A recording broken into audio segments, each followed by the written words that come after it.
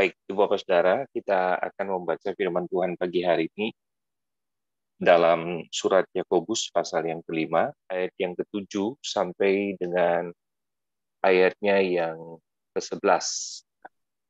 Saya berharap nanti Ibu Bapak Saudara membaca ayat-ayat yang lain dalam pasal yang kelima, karena pasal yang kelima dalam surat Yakobus ini adalah merupakan bacaan harian kita hari ini, dan ada beberapa bacaan yang lain dalam satu Raja-Raja. Kita akan baca saja satu-satu ayat, dari ayat yang ke-7 sampai dengan ayat yang ke-11.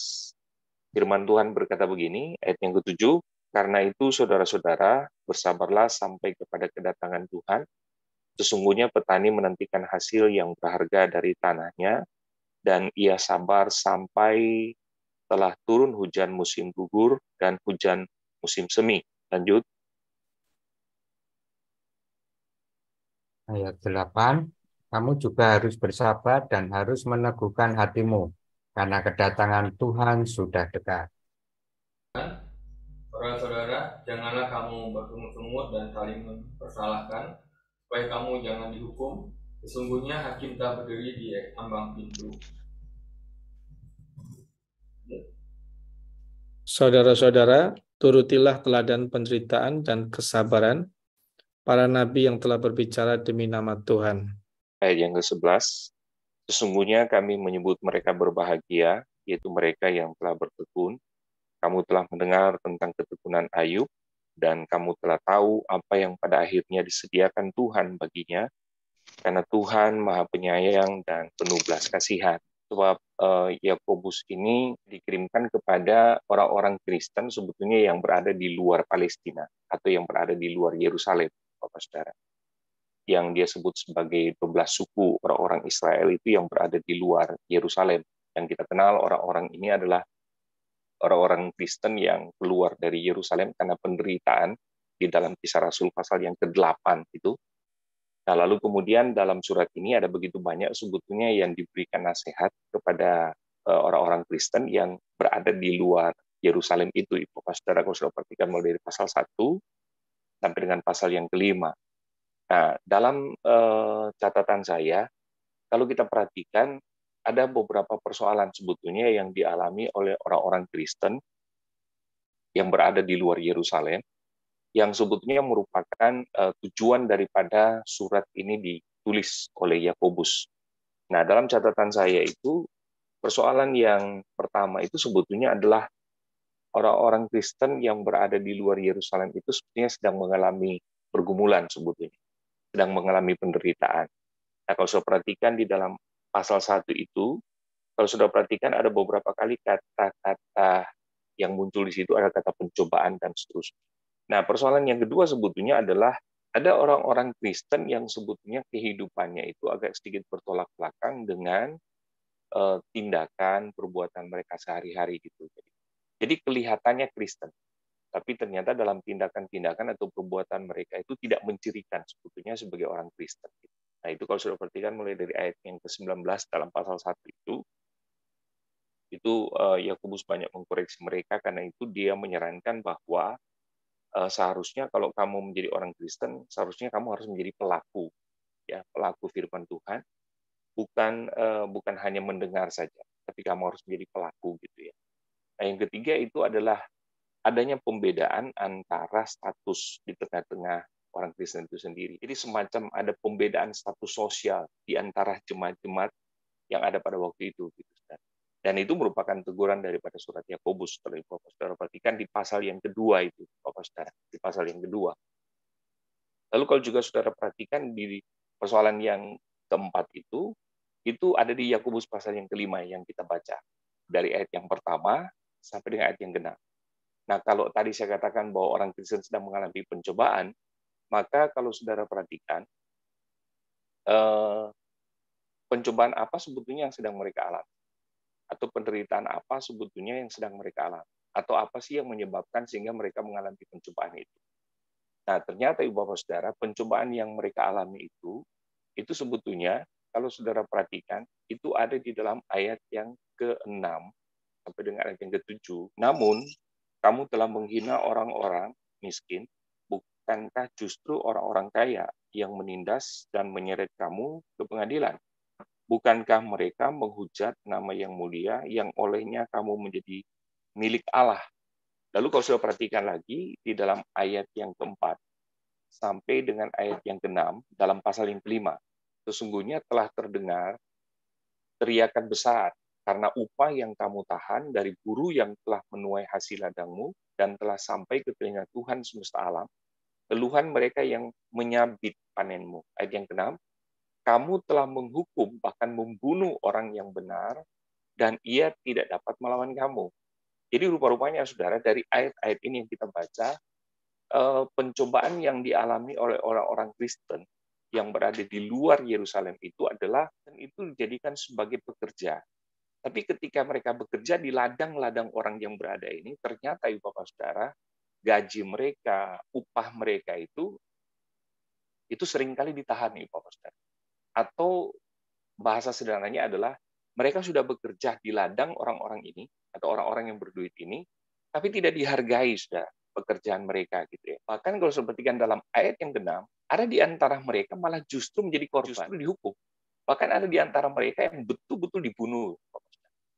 Nah, pertanyaannya sebetulnya adalah siapa sebetulnya orang-orang kaya? Orang-orang kaya ini bukan orang-orang kaya Kristen, tapi orang-orang Yahudi yang belum percaya kepada Yesus, dan kemudian mereka inilah lalu kemudian menjadi apa, saudara?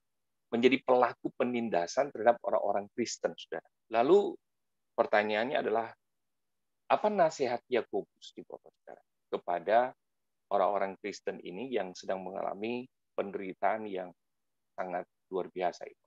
Apa nasihat? Nah, kalau sudah perhatikan dalam pasal 5 ayat yang ke-7a, tadi kita sudah baca gitu. Nah, Yakobus mengatakan, atau Yakobus memberi nasihat kepada mereka. Yakobus berkata bahwa bersabar dan teguhkanlah hati kalian. Ayat yang ke-7, karena itu saudara-saudara, bersabarlah sampai kepada kedatangan Tuhan. Ayat yang ke-8 dalam pasal 5, kamu juga harus bersabar dan harus meneguhkan hatimu karena kedatangan Tuhan sudah dekat. Yakobus menasihati kepada mereka untuk menghadapi persoalan ini memang tidak ringan.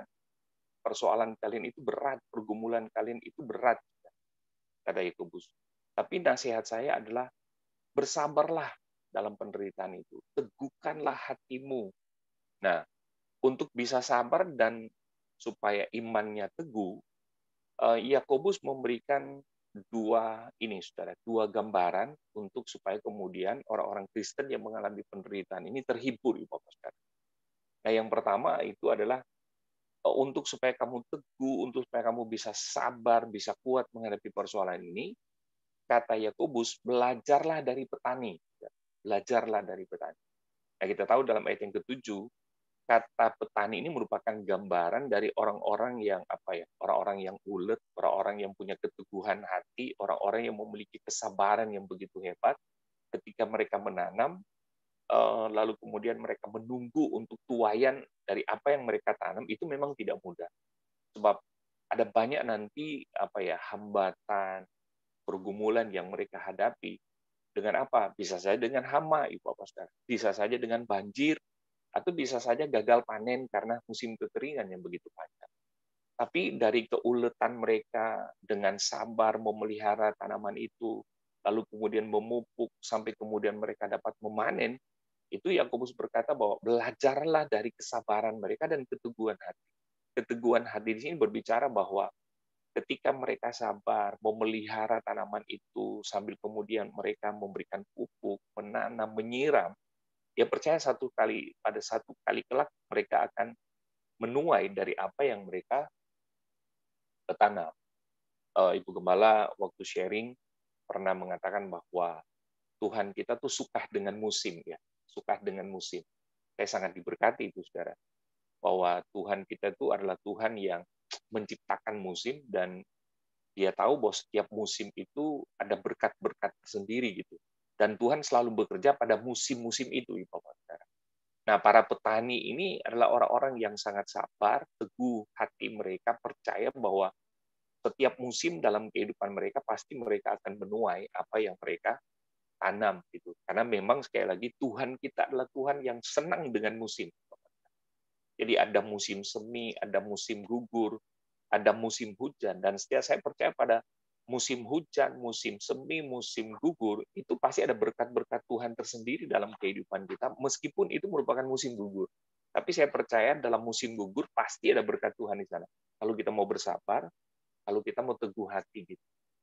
Lalu yang kedua, Yakobus berkata, selain kamu belajar dari para petani tentang kesabaran dan keteguhan hati, di dalam ayat yang ke-10 sampai 11, Yakobus berkata begini, saudara-saudara, turutilah teladan penderitaan dan kesabaran para nabi yang telah berbicara demi nama Tuhan. Ayat 11, sesungguhnya kami menyebut mereka berbahagia, yaitu mereka yang telah bertekun. Kamu telah mendengar tentang ketekunan Ayub, dan kamu telah tahu apa yang pada akhirnya disediakan Tuhan baginya. Karena Tuhan Maha Penyayang dan penuh belas kasihan. Ini menarik menurut saya. Jadi rupa-rupanya Yakobus juga membaca kitab Ayub, Bapak Saudara. Karena memang kitab Ayub itu ada di dalam Perjanjian Lama.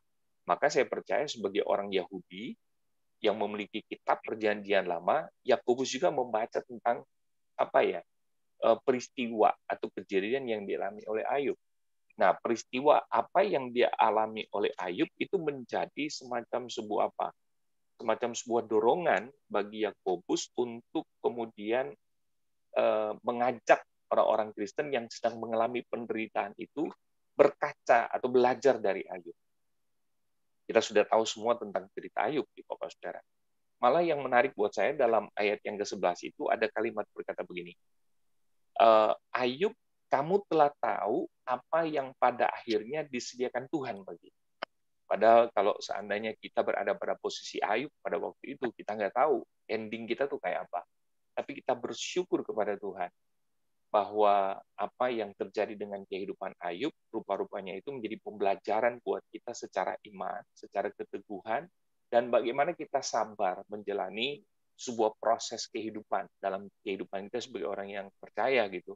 Bahwa apapun yang kita alami, kalau kita tetap bersabar dan percaya pada Tuhan, maka ending atau tujuan akhir dari apa yang kita alami itu ternyata luar biasa, ya Bapak Saudara. Luar biasa.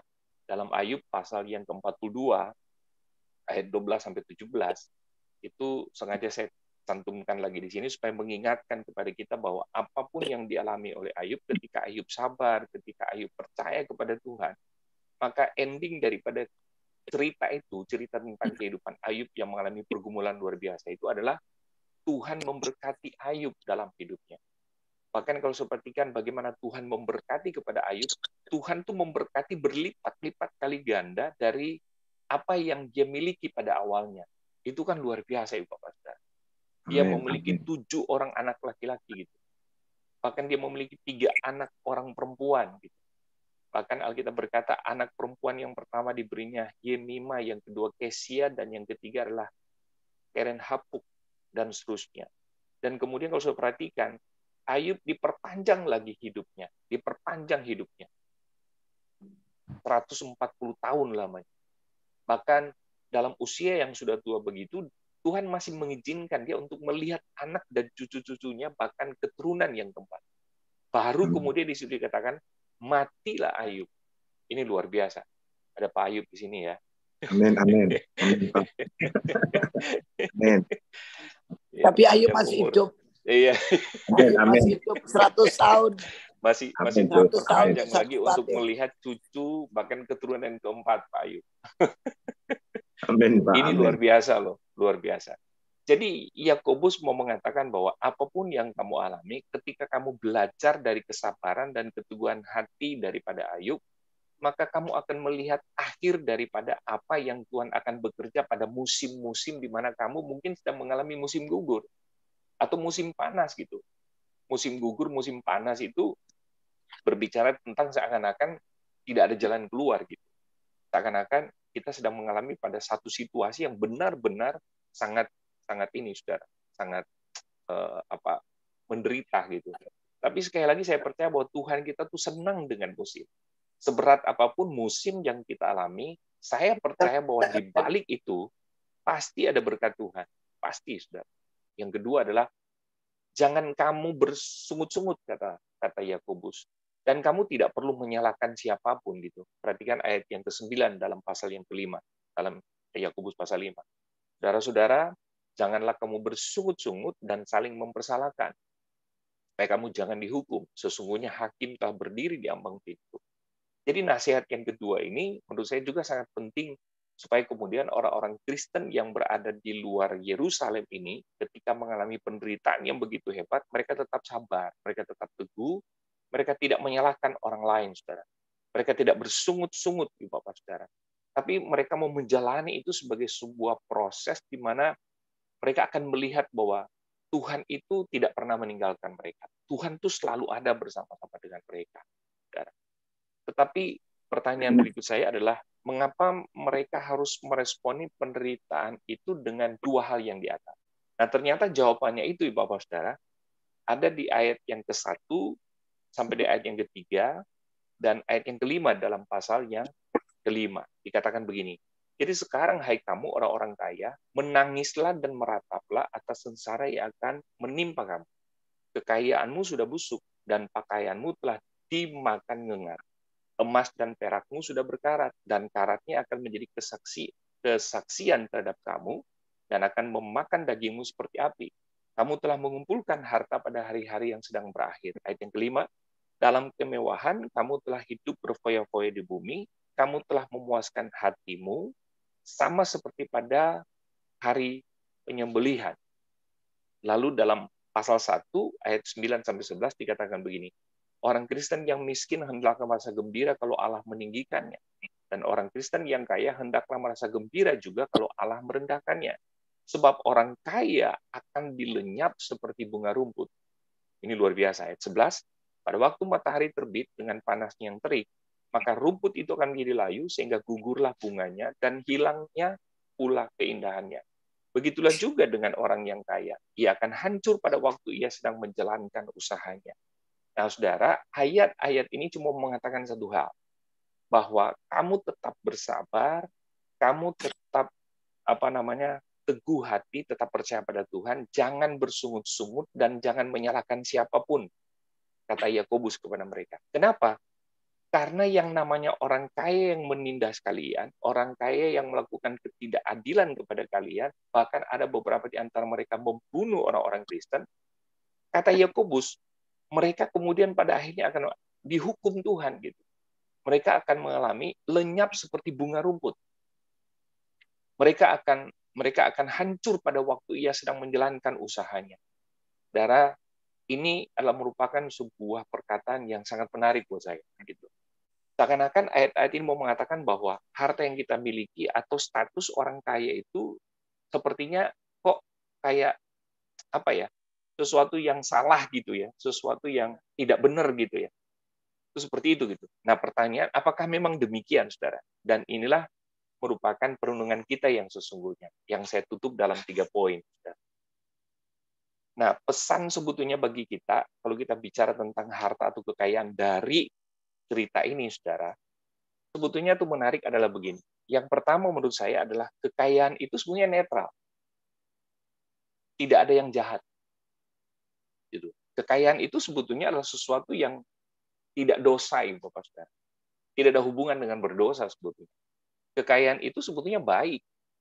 Harta itu sebetulnya baik. Tidak ada yang jahat di harta itu. Tidak ada yang jahat sebetulnya di uang itu, Saudara. Jadi kekayaan yang melekat kepada kita itu sebetulnya bukan merupakan sesuatu yang berdosa, bukan sesuatu yang jahat sebetulnya. Malah seringkali saya berkata bahwa jadilah orang kaya. Jadilah orang yang memiliki harta, Bapak Saudara. Karena kekayaan, keuangan, harta yang kita miliki itu sangat penting sekali gitu. Tidak ada yang salah dengan kekayaan sebetulnya.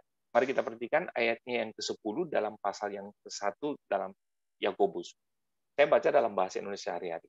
Dan orang Kristen yang kaya hendaklah merasa gembira juga kalau Allah merendahkannya. Sebab orang kaya akan lenyap seperti bunga rumput.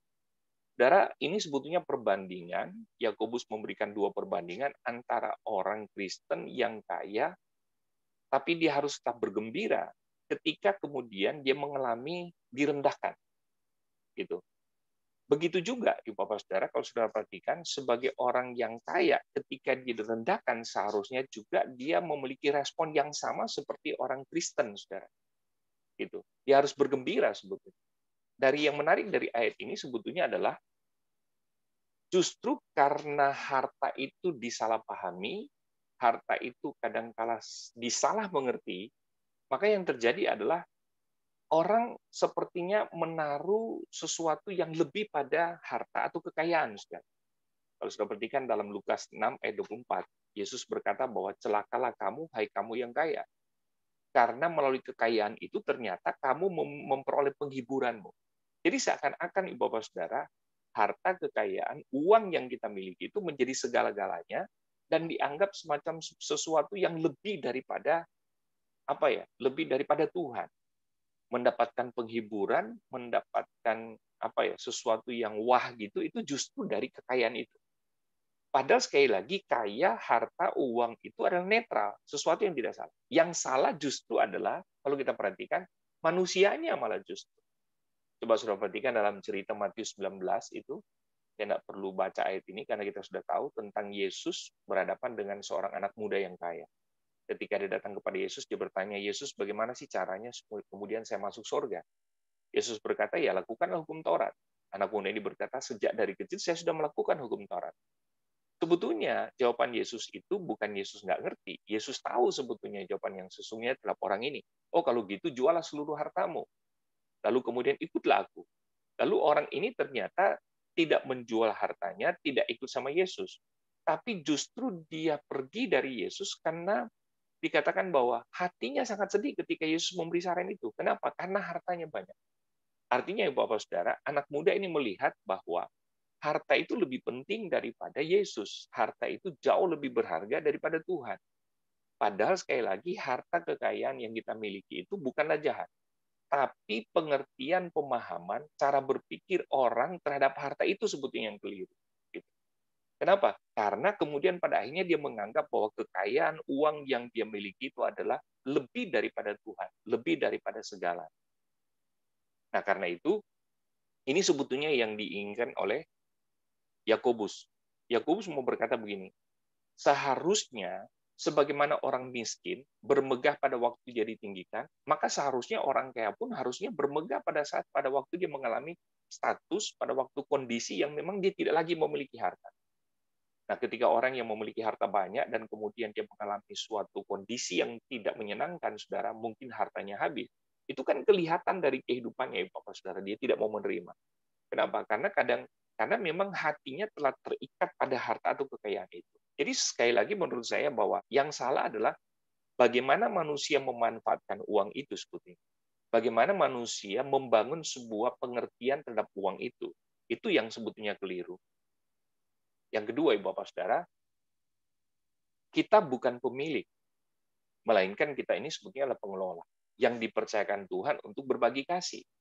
Jadi Ibu Bapak Saudara, kalau sudah perhatikan dalam Yakobus pasal 2 ayat 6-8 itu dikatakan begini, tetapi kalian malah menghina orang miskin, padahal orang-orang kayalah yang menindas kalian dan menyeret kalian ke pengadilan. Merekalah yang menghina nama yang terhormat yang kalian terima dari Allah.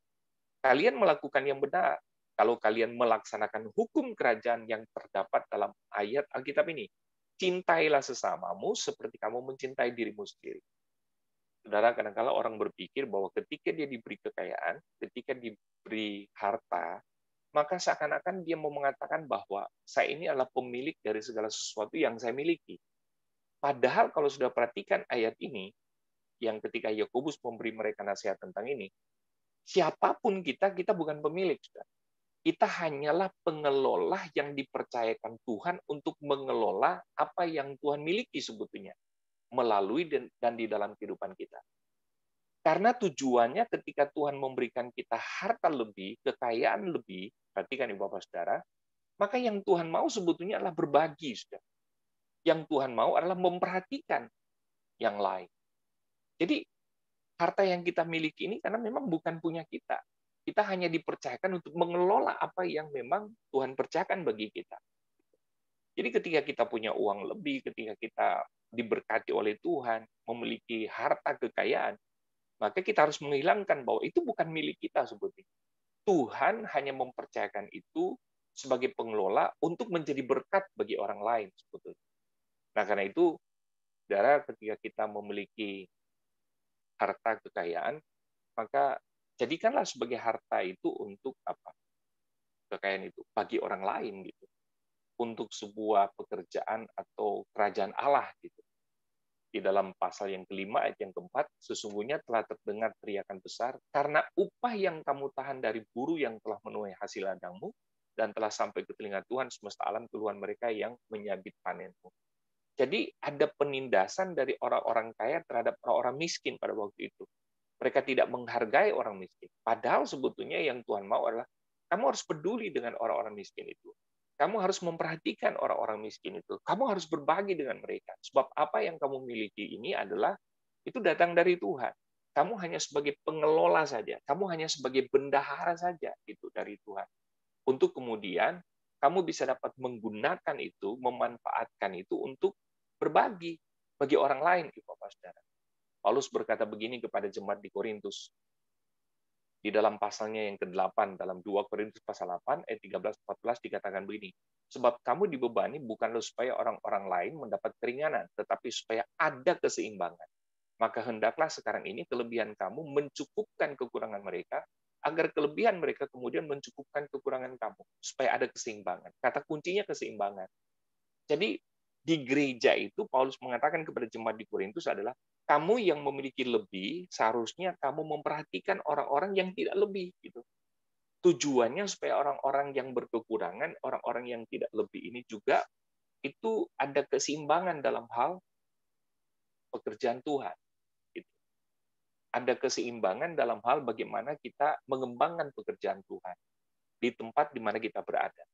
Jadi karena memang di jemaat di Korintus itu adalah orang-orang yang mulai menunjukkan diri dengan kekayaan yang dia miliki. Paulus menegur mereka, tidak boleh. Kamu itu sebagai pengelola dari Tuhan. Seharusnya kamu menyadari, kamu bukan pemilik. Apa yang kamu miliki, seharusnya kamu berikan dan perhatikan kepada orang-orang yang tidak miliki. Sehingga terjadi keseimbangan dalam sebuah pekerjaan dan pelayanan Tuhan. Nah, Ibu Bapak Saudara, di dalam pelayanan itu jelas gereja membutuhkan uang, Ibu Bapak Saudara. Kita tidak bisa pungkiri. Karena itu, pagi hari ini, sebetulnya firman ini mau mengatakan bahwa kita perlu memperhatikan pekerjaan Tuhan. Kita perlu memperhatikan di sekeliling kita.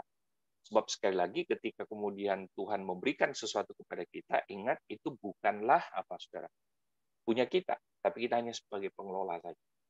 Bendahara yang Tuhan percayakan untuk kemudian kita melihat orang di sekitar kita, pekerjaan Tuhan yang ada di sekitar kita, dan seterusnya. Dan yang terakhir, Ibu Bapak Saudara, Tuhan hartaku dan bukan harta Tuhan. Sebab harta itu atau kekayaan itu sangat terbatas, Ibu Bapak Saudara. Apa yang kita bisa taruh pada harta itu? Apa yang kita bisa taruh pada kekayaan itu? Tidak ada. Ayat 2 sampai dengan ayat yang ketiga kita sudah tahu tadi bahwa kekayaanmu sudah busuk. Kekayaanmu itu ngengat, kata dia. Bahwa emas yang kamu miliki itu sudah berkarat.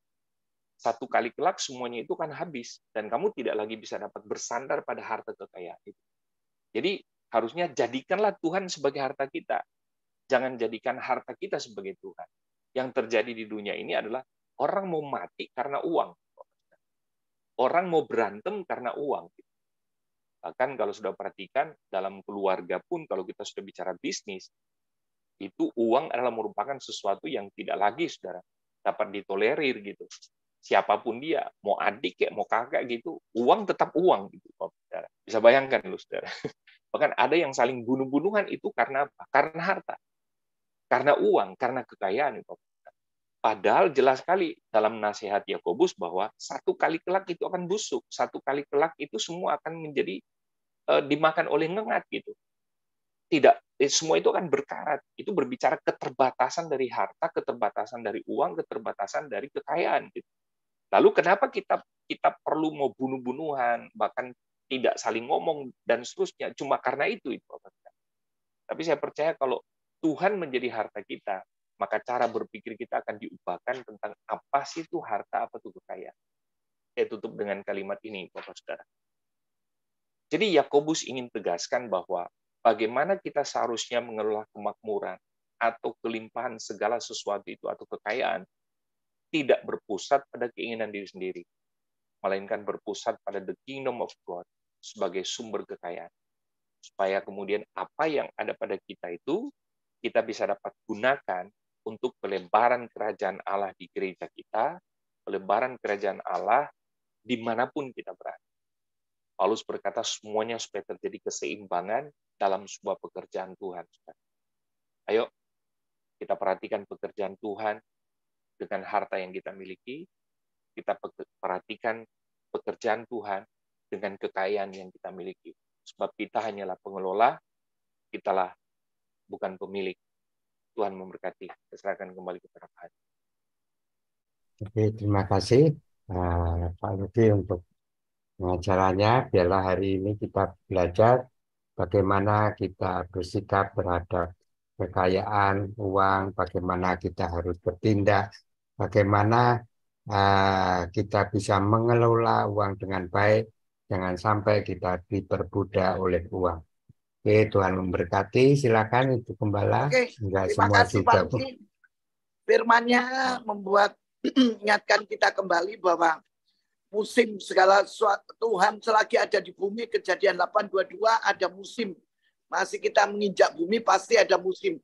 Tapi seringkali kita ngeluh, waduh kok hujan terus ya, kok enggak panas, aduh kok panas terus ya, enggak hujan. Nah itulah manusia. Ya. Tapi kalau kita mengalami, kita mengetahui bahwa musim itu sangat indah. Tuhan senang dengan musim, maka Roma 8 ayat 8 itu terjadi. Aku tahu bahwa ketika ada penindasan, ketika ada masalah, ketika ada ujian, ketika ada cobaan, Allah turut bekerja di dalam segala hal untuk mendatangkan kebaikan. Amin. Yuk kita tutup dalam doa. Kami mengucap syukur Tuhan, biarlah setiap musim yang Tuhan berikan. Dan kami bersyukur Tuhan, Engkau suka dengan keadaan musim hari-hari ini. Khususnya bagi setiap kami yang mau mengerti, mau Tuhan mengerti akan isi hatimu. Kami tidak lagi mengeluh, kami tidak lagi Tuhan menjadi takut, khawatir, tetapi kami makin lebih lagi dekat kepadamu dan bersemangat bersama dengan Engkau. Karena Tuhan ada dalam segala musim, dalam hal apapun Tuhan. Engkau sudah percayakan dalam kehidupan kami. Bahkan Tuhan, kalau kami hari ini ada kaya, kami diberkati, kami diberikan kelimpahan, itu Tuhan adalah titipan yang Tuhan sudah berikan. Ajar kami untuk terus menjadi pengelola yang baik, Tuhan, anak-anak-Mu yang mengerti akan kehendak Tuhan, sehingga kami tidak menjadi kekurangan, tapi kami berlimpah-limpah di dalam segala hal. Karena Tuhan Yesus datang memberikan hidup berkelimpahan, tapi iblis datang mencuri, membunuh, dan membinasakan. Maka dari itu Tuhan buat kami mengerti pagi hari ini, biarlah firman-Mu itu menguatkan, memberikan kami inspirasi, memberikan kami Tuhan kekuatan, sehingga kami tidak goyang apapun di dalam keadaan saat ini. Terima kasih Engkau memberkati anak-anak-Mu yang sudah ikut doa pagi, apapun yang mereka kerjakan akan berhasil. Oh, berkati anak-anak, menantu, dan cucu semuanya Tuhan.